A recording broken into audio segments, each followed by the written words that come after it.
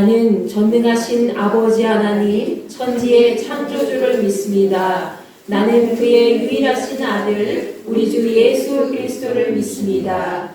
그는 성령으로 잉태되어 동정녀 마리아에게서 나시고 본디오 빌라도에게 고난을 받아 십자가에 못 박혀 죽으시고 장사된 지 사흘 만에 죽은 자 가운데서 다시 살아나셨으며 하늘에 오르시어 전능하신 아버지 하나님 우편에 앉아 계시다가 거기로부터 살아있는 자와 죽은 자를 심판하러 오십니다.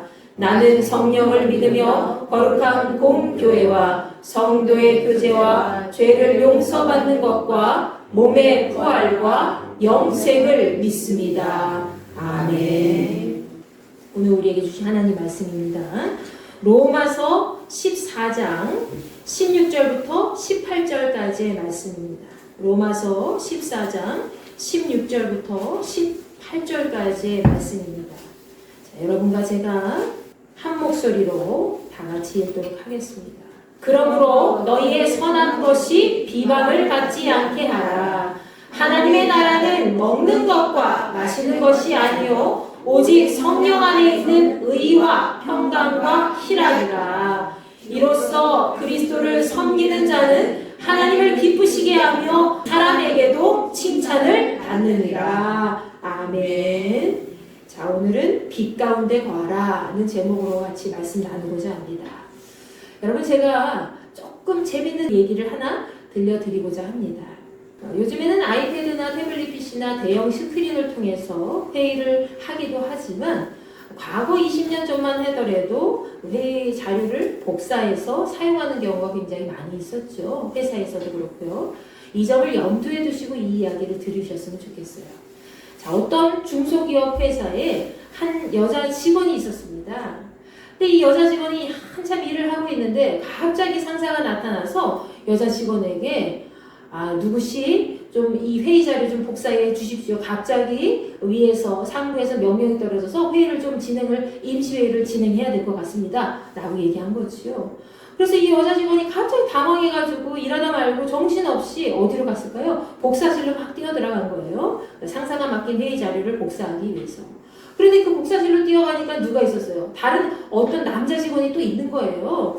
그래서 이 여자 직원이 회의 시간은 촉박해오고 다가오고 좀 마음이 조급해졌습니다. 회사 내에는 사실은 다른 복사실도 있었어요. 다른 복사기도 있었는데 고속 복사가 되는 곳은 그것뿐이 없었기 때문에, 그것이 유일했기 때문에 시간도 너무 촉박했고 정말 어디 갈 데가 없는 거예요. 그래서 계속 기다리면서 있는데 이 여자 직원이 조바심이 나서 저 남자 직원 언제 복사 끝나나 이러면서 그 남자 직원 한 번 쳐다보고 복사기 한 번 쳐다보고 이렇게 되는 거예요. 그러다가 그 남자 직원하고 눈이 딱 마주쳤는데 그 남자 직원이 뜬금없이 갑자기 여자 직원에게 반했습니다 라고 얘기하는 거예요.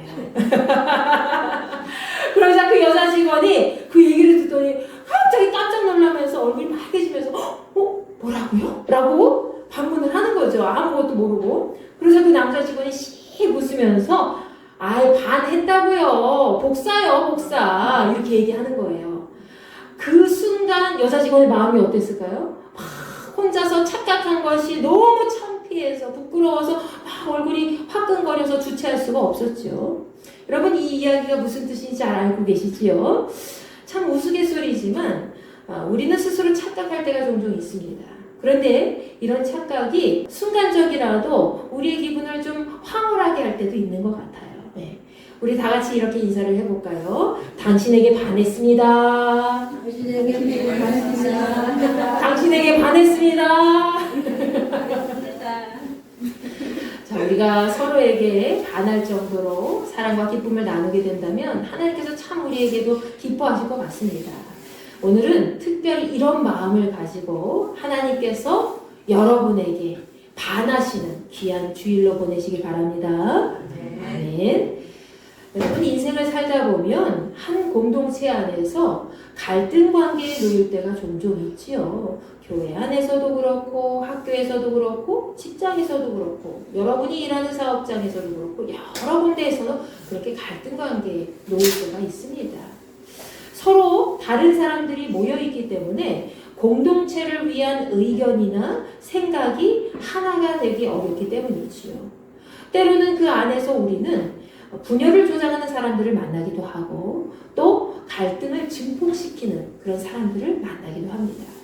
그럼에도 그리스도인들이 함께하는 믿음의 공동체로 나아갈 수 있는 것은 바로 예수 그리스도로 인해서 우리가 하나를 이루기 때문이 아닌가 싶습니다. 그런데 오늘 본문 말씀이 포함되어 있는 로마서 14장 말씀에서는 믿음의 사람들이 함께 먹는 문제 때문에 갈등이 발생해서 결국 사도 바울이 이 문제를 해결하기 위한 가르침을 우리에게 전해주고 있습니다. 자, 예수께서 승천하신 이후에 예수님의 제자들을 중심으로 초대교회가 형성되기 시작했죠. 이렇게 시작된 초대교회에는 점점 더 시간이 지날수록 많은 사람들이 모이기 시작했습니다. 그 안에서는 서로 다른 유대인과 이방인이 자연스럽게 하나의 공동체를 형성해 나갔지요. 처음에는 예수님의 사랑으로 하나가 되고자 했지만 유대인과 이방인은 서로 혈통도 다르고 또 문화도 다르고 또 사고방식도 다르고 서로 다른 삶의 방식 차이로 인해서 신앙적인 문제도 발생하게 되었습니다.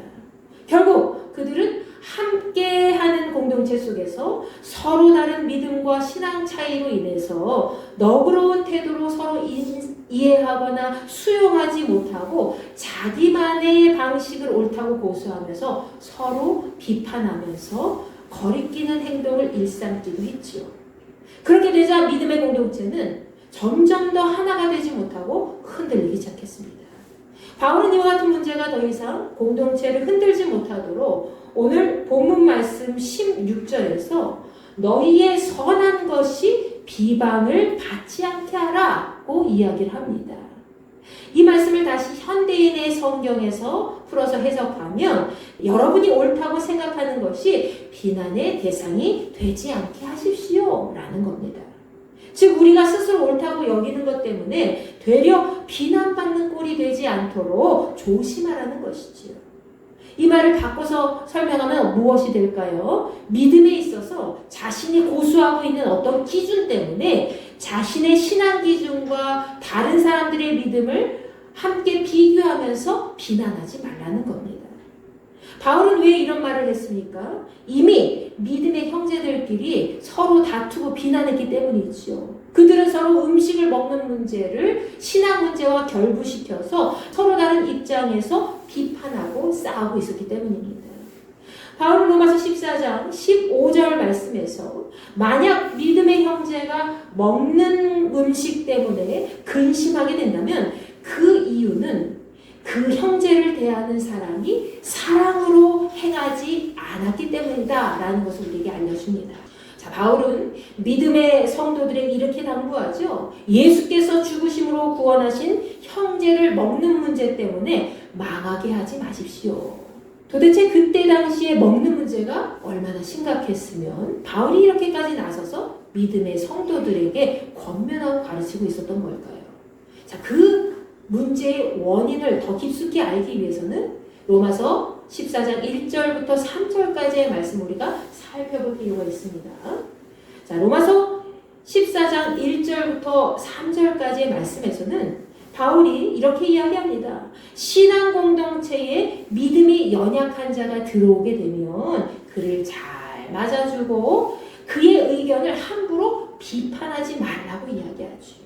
그리고 공동체 안에 있는 어떤 사람은 무엇이든지 먹을 수 있는 믿음을 가졌지만 믿음이 약한 사람은 율법에 따라 채소만 먹는다는 것을 알려줍니다. 여기서 무엇이든지 먹을 수 있는 자는 이미 구약의 율법에서 말하는 정한 음식과 부정한 음식의 모든 것에 대하여 예수님 안에서 자유를 누리는 사람을 의미합니다. 반대로 믿음이 약해서 채소만 먹는 사람은 누구일까요, 여러분?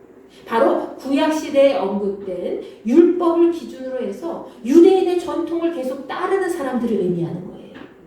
자, 유대인의 전통을 따르는 사람은 어떤 삶을 살아갈까요? 철저하게 율법에 39가지 율법을 다 마음에 새기고 그걸 어떻게 해요? 이거는 가려서 해야 돼, 이건 하지 말아야 돼, 이건 해야 돼 라는 것을 기준으로 해서 행동한다는 거예요. 음식 먹는 것도 마찬가지예요. 정한 음식이 있으면 하나님 깨끗하다고 하신 음식만 먹어야 돼. 정한 음식과 부정한 음식 가려서 사람들과 식사를 할 때도 이건 먹을 수 있어, 이건 먹지 말아야 돼 하면서 가리는 것들이 많아지는 거예요. 만약 그들이 음식을 내 마음대로 아예 먹어도 돼, 오늘은 배불리게 먹어도 돼 하면서 마음대로 먹었을 때에는 그것이 바로 유대인의 전통에 어긋나기 때문에 죄가 된다고 생각했기 때문이지요. 그래서 그들은 그렇게 힘든 삶을 살아왔습니다. 반면에 믿음이 강한 사람들은 어땠을까요? 신약 시대에 이미 예수 그리스도를 만나서 율법에 얽매이지 않아요. 율법에 매여 있는 삶은 구약 시대에만 계속해서 살아가는 사람들을 의미하는데, 율법에 매여 있지 않고 예수께서 하라는 그 말씀대로 그냥 자유함을 누리는 사람이에요. 예수님 안에서 영혼의 참 자유를 경험한 사람들이죠. 그는 하나님의 질서, 창조 질서와 예수께서 말씀하신 모든 것에 위배되지 않는 한 그 안에서 늘 상황과 환경을 벗어나서 그런 모든 상황과 환경에 구애받지 아니하고 자유함 속에 거하기 때문에 거리낄 것이 없다는 거예요. 유대인들은 돼지고기도 안 먹잖아요. 근데 하나님이 주신 모든 음식은 우리가 감사함으로 먹으면 되는 거야 하는 사람이 바로 영혼의 자유함을 누리는, 율법에 매여 있지 않은 믿음이 강한 사람이라는 거예요. 그래서 어떤 곳에서는 구약 시대 속에서 부정한 음식을 보더라도 그들은 어떨까요? 아무 거리낌 없이 과감하게 그 음식을 먹을 수 있다는 거죠. 하나님이 우리에게 주셨는데 감사함으로 먹으면 되는 거지 뭐 라고 생각하는 거예요. 그런데 그렇지 않은 믿음이 연약한 사람, 율법에 매여 있고 유대인의 전통을 계속해서 고수하고 따르는 사람들은 어떨까요? 그 사람들도 저런 음식을 먹네? 어떡하지? 죄를 지었구나 라고 생각하게 되는 거예요. 그러니 서로 의견 차이가 생기고 믿음의 차이가 생기고 신앙의 차이가 생기면서 갈라지게 되는 겁니다. 그 당시에는 서로 다른 이런 부분 때문에 믿음이 강한 자나 약한 자가 불편하게 될 수밖에 없었죠. 오늘 보면 17절 말씀에서는 이러한 비본질적인 요소로 인해서 공동체가 깨지지 않도록 우리에게 믿음의 본질이 어디에서부터 출발하는지 알려줍니다. 자, 그것은 바로 하나님 나라가 무엇을 중요시해야 하는지 말씀하고 있는 것이죠. 자, 우리 다 같이 한번 읽어볼까요? 시작! 하나님 나라는 먹는 것과 마시는 것이 아니요 오직 성령 안에 있는 의와 평강과 희락이라. 아멘. 하나님 나라는 먹고 마시는 그런 표면적인 문제가 아니라 성령 안에서 누리는 그런 의와 평강과 기쁨이다라는 것을 이야기합니다.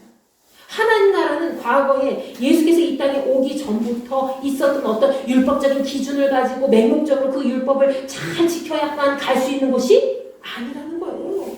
율법을 아무리 잘 지키면 뭐예요? 예수와 그리스도가 그 안에 없으면 그 사람은 지옥 가는 거예요. 여러분이 아무리 신앙생활 열심히 오늘 새벽기도 잘 나가야지, 오늘은 또 무슨 청계필살 열심히 잘해야지 하는 걸 다 지켜도 그 안에 예수님이 살아계시지 않고 예수님 제대로 믿지 않으면 그 사람은 지옥 가는 거예요. 무섭죠? 그러니까 우리가 얼마나 제대로 믿어야 됩니까? 하나님 나라는 예수님을 잘 영접하고 그분의 뜻 안에서 하나님의 말씀대로 순종하면서 성령을 받아서 그 땅에서 의와 평강과 기쁨을 누리는 사람이 가는 곳이라는 겁니다. 그런데 아직도 유대인들은 어떨까요? 지금도 유대인들의 대다수 사람들은 지금도 전통을 고수하면서 하나님이 이것을 지키라고 하셨어. 그거 잘 지키면 우리는 하나님 나라 갈 수 있어. 이렇게 생각한다는 거예요. 그 사람들은 예수님의 부활을 믿지 않아. 예수님은 한 사람으로, 하나의 선지자구나 라는 것만 생각한다는 거예요. 그래서 유대인 안에 유대인 전통을 고수하는 그런 사람들 중에 혹시라도 기독교인이 들어가 있다면, 예수님 잘 믿는 사람이 있다면 그 사람 핍박하잖아요. 때로는 그 사람 집에 찾아가서 돌을 던지고 죽이잖아요. 칼로 위협을 해요. 그래서 이스라엘에 들어간 선교사님들이 굉장히 위험에 처해 있는 때가 많이 있죠. 그래서 우리는 사실은 이스라엘은 예수님이 탄생하시고 그곳에부터 출발하셨기 때문에 그곳은 다 하나님 나라에 그냥 평안하게 거하는 그런 곳이야 라고 생각하면 안 돼요. 주위에는 굉장히 위험한 곳이에요. 그 유대인들은 아직도 예수 믿지 않기 때문에 예수님 이전 시대에 살고 있다는 것이죠. 그들은 예수님을 믿는 것이 아니라 전통에 매여 살면서 행위로 구원을 받는다고 여기기 때문입니다. 이런 구조 속에서 유대인의 전통적인 신앙의 터 위에 그리스도인이 된 사람들은 당연히 어떨까요? 예수 그리스도 안에서 누리는 자유함을 모른다는 거예요. 그리고 율법에 매여서 음식조차도 가려서 먹어야 된다는 그 강박관념 속에 계속 살아야 된다는 거죠. 예수님을 믿고 있어요. 그런데 아직도 과거의 유대인의 전통에 매여가지고 이건 하면은 죄가 되는데 어떡하지? 근데 저 사람이 막 마음대로 음식도 먹고 그런 모습을 보면서 막 실족하면서 어떡하지? 우린 죄를 지었어. 저 사람은 죄를 지었구나. 라고 서로 비판하면서 너는 그까짓 거 그 믿음도 안 돼. 그러면서 예수님을 잘 믿고 자유함 누리는 사람은 또 그 사람을 비판하고 서로 싸움이 일어나게 되는 거예요. 이것은 신앙 공동체 안에서 믿음의 약한 존재로 낙인될 수밖에 없는 그런 상황을 만들어가게 되는 거죠. 여러분, 과거 베드로가 그렇지 않았습니까? 지난주 수요 저녁 찬양 기도회 때 함께 나눈 말씀이기도 하지요. 사도행전 10장 말씀에 나타난 베드로를 통해서 우리 잘 알 수가 있습니다. 하나님께서는 낮 12시쯤에 열심히 기도한 베드로에게 환상을 보여주셨죠. 그것은 하늘에서 큰 그릇에서 보자기를 내려 보내주셨는데 그 안에는 유대인들이 부정하다고 여기는 짐승들이 가득 모여있는 거예요. 그때 하늘에서 들려지는 음성이 보자기 안에 있는 그 짐승, 부정한 짐승을 먹으라! 라고 베드로에게 명령합니다. 그때 베드로는 더럽고 속되고 깨끗하지 않은 음식 먹을 수가 없습니다. 라고 하늘의 음성에 얘기를 하지요. 그래서 하늘에서는 하나님께서 깨끗하게 하신 것을 속되다고 하지 말아라! 라고 이야기하시면서 3번이나 연거푸 그 환상을 보여주시는 거예요. 하나님께서는 이방인 고넬료 가정을 구원하시기 위해서 이미 마음으로 작정하셨는데 유대인의 전통을 고수하면서 믿음 생활을 하고 있던 그 베드로의 마음 상태가 하나님과 하나가 되지 못했기 때문에 그에게 그 환상을 보여주셨던 거지요. 그때 베드로는 하나님께 순종하면서 고넬료에게 세례를 베풀게 됩니다. 그는 하나님께서는 모든 사람을 차별하지 않으시고 유대인만 구원하시려고 하시는 것이 아니라 유대인뿐만이 아니라 이방인까지도 모든 사람을 차별하지 않으시고 하나님을 경외하고 어디서든지 의를 행하는 사람을 다 구원하시는구나 라는 것을 깨닫게 되죠. 여러분, 우리의 믿음의 본질은 무엇입니까? 여러분의 믿음의 본질은 무엇입니까? 로마서 14장 8절부터 10절까지의 말씀에서 사도 바울은 우리에게 이렇게 이야기합니다. 우리 다 같이 한번 큰 소리로 읽어볼까요? 시작! 우리가 살아도 주를 위하여 살고 죽어도 주를 위하여 죽나니 그러므로 사나 죽으나 우리가 주의 것이로다. 이를 위하여 그리스도께서 죽었다가 다시 살아나셨으니 곧 죽은 자와 산 자의 주가 되려 하심이라. 내가 어찌하여 내 형제를 비판하느냐? 어찌하여 내 형제를 업신여기느냐? 우리가 다 하나님의 심판대 앞에 서리라. 아멘. 여러분, 우리는 주를 위하여 살고 주를 위하여 죽는 자가 되어야 될 줄로 믿습니다. 여러분은 주님을 위해서 살고 주님을 위해서 죽는 자가 되어야 된다는 거예요. 우리의 삶은 우리의 것이 아니기 때문이죠. 우리의 삶은 누구의 것이에요? 여러분의 삶은 누구의 것이에요? 하나님의 것이에요. 예수님의 것이에요. 여러분의 삶은 남편의 것이 아니에요. 아내의 것이 아니에요. 자식의 것이 아니에요. 여러분 자신의 것이 아니에요. 누구의 것이에요? 예수 그리스도 하나님의 것, 주님의 것이라는 거예요. 그렇기 때문에 우리는 살아도 나를 위해 사는 것이 아니에요. 우리의 목적은 뭐예요? 주님을 위해서 살고 주님을 위해서 죽는 것이 우리의 목적이, 삶의 목적이 되어야 된다는 것이죠. 믿으십니까? 그런데 무엇 때문에 이렇게 비본질적인 요소로 인해서 갈등을 일으키냐는 거예요. 바울 사도는. 예수께서는 우리 때문에 죽음을 이시고 다시 사셨죠. 죽은 자와 산 자 모두에게 구원의 주님이 되시기 위해서 그렇게 하셨다는 겁니다. 그런데 어째서 먹는 문제로 형제를 비판하거나 업신여기냐고 바울 사도가 이야기하는 겁니다. 만약 신앙의 본질을 잃어버리고 무엇이 옳고 그른지 아무것도 모르면서 형제를 비판하고 자기가 옳다고 생각하는, 판단하는 그런 율법에 매여서 형제를 업신여기는 사람은 어떻게 될까요? 어떻게 돼요? 모두 하나님의 심판대 앞을 피할 수가 없다는 거예요. 우리는 누군가를 감히 판단할 수가 없습니다. 우리는 아무 죄도 없으신 예수 그리스도가 아니기 때문이죠. 여러분이 누군가를 판단할 수 있다면 아무 죄도 없는 사람이 판단할 수 있는 거예요. 근데 여러분과 저는 그렇습니까? 아니에요. 예수님만 이 세상에 유일하게 깨끗하게 죄가 없으신 그런 분이기 때문에 하나님께서 우리를 위해서 죽으시고 다시 살려주신 거예요. 우리의 모든 죄를 짊어지시고 우리를 위해서 그렇게 살도록 하신 거죠. 예수께서도 요한복음 8장에 등장하는 가늠한 여인에게 뭐라고 말씀하셨죠? 나도 너를 정죄하지 아니하노니. 다시는 죄를 범하지 말라고 하셨죠. 죄가 있는 너를 나도 정죄하지 않겠다. 죄가 있다고 비판하지 않겠다. 쓰레기 취급하지 않겠다. 그렇게 말씀하신 거예요. 그런데 감히 우리가 누군가를 정죄할 수 있습니까? 아유, 저 사람 안 되겠네. 아유, 틀렸어. 이렇게 할 수 있어요? 없다는 거예요. 우리는 모두 흠 있는 주의 자녀들입니다. 그럼에도 불구하고 주님은 우리를 누구로 만들어주셨어요? 의인으로 만들어주셨잖아요. 우리는 죄투성이인 사람인데도 불구하고 정죄를 할 수 없는 그런 사람인데도 불구하고 의인으로 만들어주셨다는 거예요. 그것이 우리가 하나님의 자녀된 그런 믿음의 권리라는 것이죠.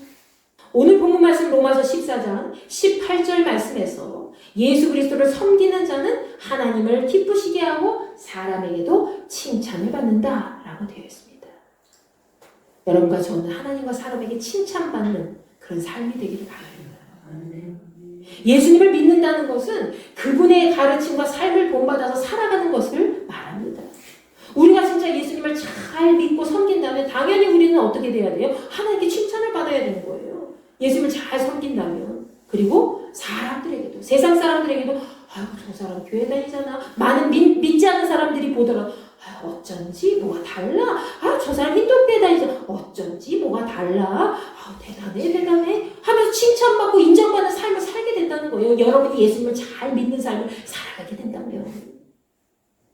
그렇게 사는 삶이 바로 믿음의 공동체에 덕을 세우는 것이고 겉으로 드러난 비본질적인 문제로 말미암아 하나님의 일을 망쳐놓지 않는 일이 되는 것인 줄 믿습니다.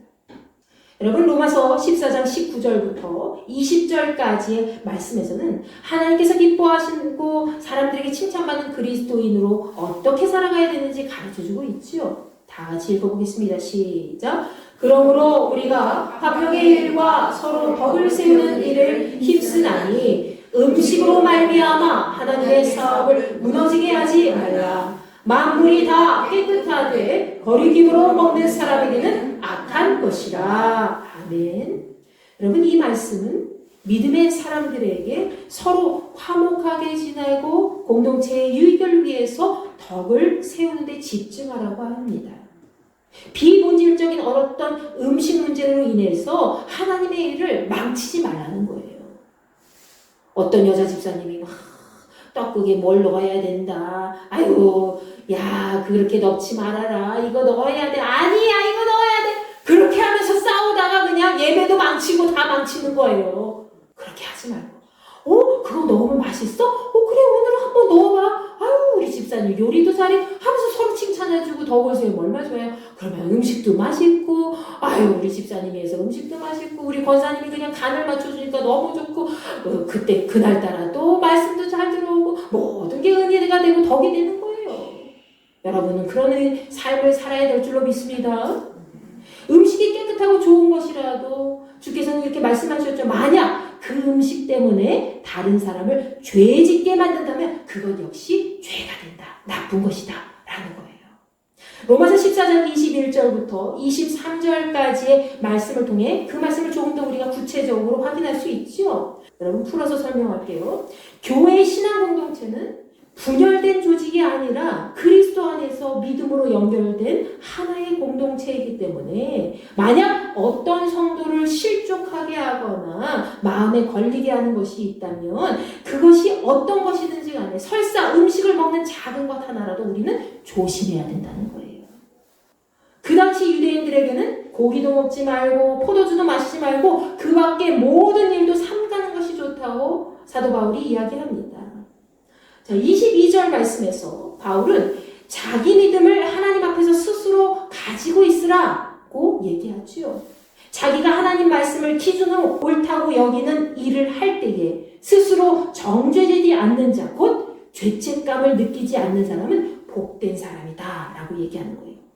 내가 이 물을 마셔도 되나? 아니야, 하나님. 마시면 또 덕이 안 될 것 같아. 하면서 그냥 죄책감 가지면서 그거는 오히려 좋지 않다는 거예요. 그냥 그래, 우리가 더 원활한 순서를 위해서 이 물도 마시고 이러면서 그냥 자연스럽게 무마시키고 그냥 아무것도 아닌 거기 때문에, 본질적인 문제가 아니기 때문에 그냥 넘어가야지. 그것을 오히려 어떻게 해야 되지? 오히려 망설이고 그렇게 죄책감을 가지고 정죄하고 스스로 정죄하거나 아니면 다른 사람 뭐야 쩔쩔매고 말이야 막 정죄하면서 그렇게 하면 오히려 그것이 악한 것이 된다라고 얘기하는 거죠. 그러나 의심을 하면서 음식을 먹는다면 그것은 믿음으로 먹는 것이 아니기 때문에 곧 어떻게 된다? 죄가 된다라고 합니다. 그러면서 바울은 믿음으로 하지 않는 것은 모든 것이 다 죄다라고 이야기하죠. 그러니까 여러분이 무슨 일을 행하든지 믿음으로 믿고 의지하면서 주님을 바라보면서 주님 될 줄로 믿습니다 하면서 하는 모든 일들이 다 하나님의 선을 이루는 것이지 이게 될까 말까 그것 자체가 바로 죄가 된다는 거예요. 죄의 범위가 더 넓어졌죠? 그러니까 의심하지 말라고요, 여러분. 누구를? 하나님을 의심하지 말라고요. 무슨 일을 행할 때에 내가 이 사업을 될까 안 될까? 저 사람 또 뭐 무슨 짓 꾸미는 거 아니야? 이러면서 막 의심하면서 그렇게 하지 말라고요. 그냥 저 사람 하나님 나에게 주신 소중한 나의 그냥 귀한 보물 같은 사람이구나 라는 생각을 가지고 관계를 맺고 이 일은 하나님께서 나에게 주신 소중한 일이야. 설사 그 일이 조금 어려운 일을 당한다면 하나님이 분명히 잘 되게 해주실 거야 라는 믿음을 가지고 나아갔을 때 그것이 오히려 하나님의 선을 많은 사람들에게 드러내고 덕을 세우는 일인 것을 여러분 믿으시기 바랍니다. 우리가 아무리 그리스도인의 모습을 겉으로 드러낸다 하더라도 내면의 그리스도의 정신을 가지고 믿음으로 실천하지 않는다면 그 모든 것은 죄가 된다는 거지요. 여러분이 아무리 교회를 열심히 다니고 겉으로는 경건한 사람으로 계속 비춰지더라도 여러분의 영혼이 예수님과 함께하지 않고 예수님의 말씀을 따라 살지 않는다면 여러분이 하는 모든 일은 다 죄가 된다는 거예요. 그리고 여러분이 조금이라도 의심하고 하는 행동이 있다면 그 행동 자체가, 그 행동이 아무리 작은 것이라 할지라도 그 역시 죄가 된다는 것을 우리에게 말씀하고 있습니다. 그러니 우리가 예수님을 믿는다는 것이 얼마나 어렵고 또 얼마나 잘 믿어야 되는지 잘 알 수 있겠지요. 얼마나 예수 그리스도의 중심을 갖고 살아가야 됩니까? 예수께서는 우리에게 빛으로 오신 분입니다. 믿으십니까? 여러분을 위해서 빛으로 오셨어요. 그렇기 때문에 우리는 빛을 따라 살아가는 자가 되어야 합니다. 여러분 올해 우리 힌두교의 표 실천장이 뭐죠? 그리스도의 빛으로 살라. 다시 한번 크게 시작. 그리스도의 빛으로 살라. 아멘. 그리스도의 빛으로 사는 삶은 예수님을 믿는다고 입으로만 떠들면서 그렇게 어느 교회 다녀 저기 있잖아 갈마봉리에 이런 삶이 아니라 교회 안에서 항상 믿음의 공동체를 먼저 생각하는 사람이라는 거예요. 그렇기 때문에 진짜 예수님을 잘 믿는 사람들은 어떻습니까? 자기 신앙의 잣대로 형제를 업신여기거나 비판하지 않고요. 어떤 상황 속에서도 화목한 관계를 이루어내려고 노력하고 건강한 공동체를 만들어가고 또 공동체 안에서 덕을 세우는데 집중하는 삶을 살아간다는 것이지요. 그리고 작은 일이라도 비본질적인 어떤 요소 때문에 믿음의 사람들끼리 실족하게 하지 않고 하나님을 날마다 기쁘시게 하고 사람에게도 칭찬받는 삶을 살아간다는 것입니다. 저는 여러분과 제가 이런 삶을 살아가기를 간절히 축원합니다. 아멘. 우리는 모두 생각과 삶의 방식과 믿음의 분량이 다르더라도 예수님 안에서 한 형제 자매라는 사실을 항상 기억하며 살아가야 될 줄로 믿습니다. 믿음이 강한 자나 믿음이 연약한 자나 우리는 예수님 안에서 하나입니다. 무엇을 하든지 주를 위해서 하고 예수 그리스도를 중심으로 삶을 살아갈 때에 그분의 빛 가운데 거할 때 우리는 분명히 하나님께서 기뻐하시는 귀한 믿음의 자녀로 또 많은 사람들에게 칭찬받는 그리스도인으로 남게 될 줄로 믿습니다. 올해 흰돌교회 성도님들 역시 여러분 모두 역시 예수 그리스도의 빛 가운데 거하면서 예수님의 빛으로 살아가는 복된 자녀들로 날마다 승리하게 되시기를 간절히 축원합니다. 아멘.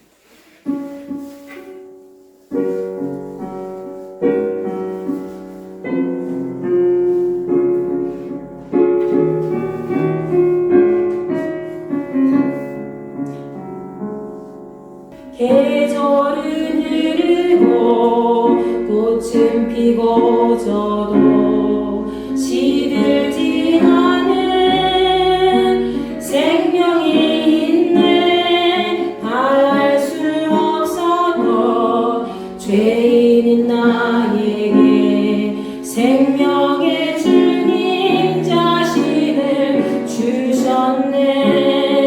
계절은 꽃은 피고 져도 시들지 않는 생명이 있네.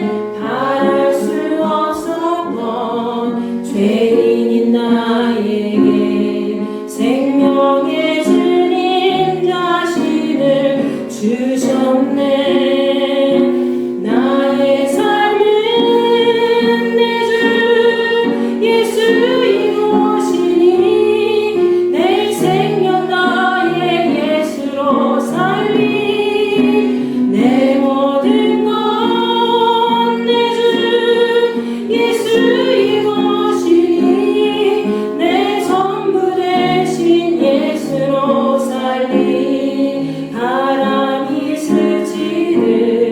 삶은 지나가고 꺼지지 않을 소망이 있네. 그 길을 따라서 헤매는 자들이 주를 찾도록 나 살길 원하네.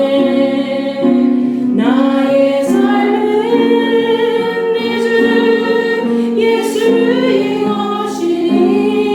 내 생명 나의 예수로 살리. 내 모든 것 내 주 예수의 것이니 내 전부 되신 예수로 살리.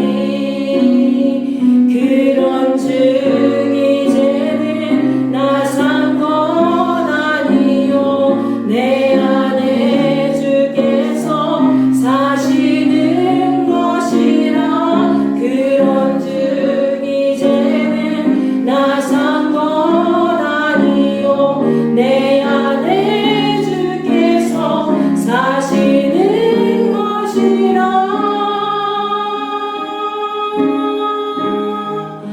나의 삶은 내 주 예수의 것이니 내 생명 나의 예수로 살리. 내 모든 것 내 주 예수의 것이니 내 전부 되신 예수로 살리. 나의 삶은 내 주 예수의 것이니 내 생명 나의 예수로 살리. 내 모든 것 내 주 예수의 것이니 내 전부 되신 예수로 살리. 여러분 이 시간 기도합니다. 아버지, 내가 예수님의 빛 가운데 거하지 못하고 날마다 다른 사람들을 비판하며 정죄하며 스스로 죄책감을 가지고 미련하게 살 때가 많이 있었습니다. 하나님의 말씀을 기준으로 산다고 하면서도 내 안에 끊어내지 못하는 과거의 율법들로 인해서 다른 사람들에게 상처를 입힐 때도 많이 있었습니다. 아버지, 나를 용서하여 주시고 내 안에 있는 거짓된 율법을 얽매여진 율법을 다 사라지게 하시고 오직 예수 그리스도 안에서 하나가 되어서 하나님과 사람에게 칭찬받고 인정받고 하나님께서 참으로 기뻐하시는 복된 그리스도인이 될 수 있고 날마다 하나님의 빛을 예수 그리스도의 빛을 온전히 전할 수 있는 자가 될 수 있도록 은혜를 베풀어 주시옵소서. 우리 이 시간 이 마음을 품고 주여 한번 외치고 기도합니다. 주여 아버지 하나님 감사합니다. 저희들 신앙생활할 때에 걸림돌이 되고 불편한 관계 속에 놓여 있을 때가 있었습니다. 하나님 저희들을 불쌍히 여기사 이제는 내 자신이 걸림돌이 되지 않게 하시고 또한 누군가를 비판하거나 정죄하거나 그런 작은 비본질적인 문제들로 인해서 불편한 감정을 경험하지 않도록 인도하여 주옵소서.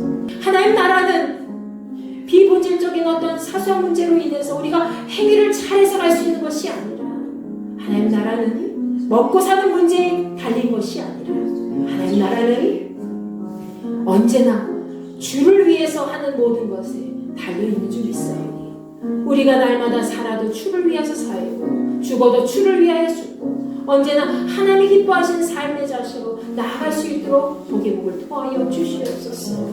교회의 덕을 세우게 하시고 언제나 하나님의 질서 안에서 무너지지 않게 하시고 서로가 서로를 위해서 기도해주고 또 화목한 관계 속에서 예수 그리스도의 빛을 온전히 드러낼 수 있는 자가 될 수 있도록 우리를 붙잡아 세워주시옵소서. 우리 인도계 모든 지체들이 이제 올 한 해 동안에 그리스도의 빛으로 살고자 합니다. 하나님 함께하여 주시어서 우리가 그리스도의 빛 가운데 거하게 하시고 그 빛을 따라 순종하며 살 수 있도록 인도하여 주시옵소서. 하나님께 칭찬받기를 원합니다. 많은 세상 사람들에게 인정받고 하나님 기뻐하시는 삶을 살기를 원합니다. 주여 은혜를 베풀어 주시어서 우리가 어떤 상황 속에서도 어떤 환경 속에서도 늘 믿음을 잘 지켜나가는 주의 거룩한 지체들 될 수 있도록 허락하여 주시옵소서. 우리의 삶을 주님께 맡겨드립니다. 우리의 삶을 주께서 붙들어 주시고 흔들리지 않는 믿음으로 나아갈 수 있도록 주여 역사하여 주시옵소서.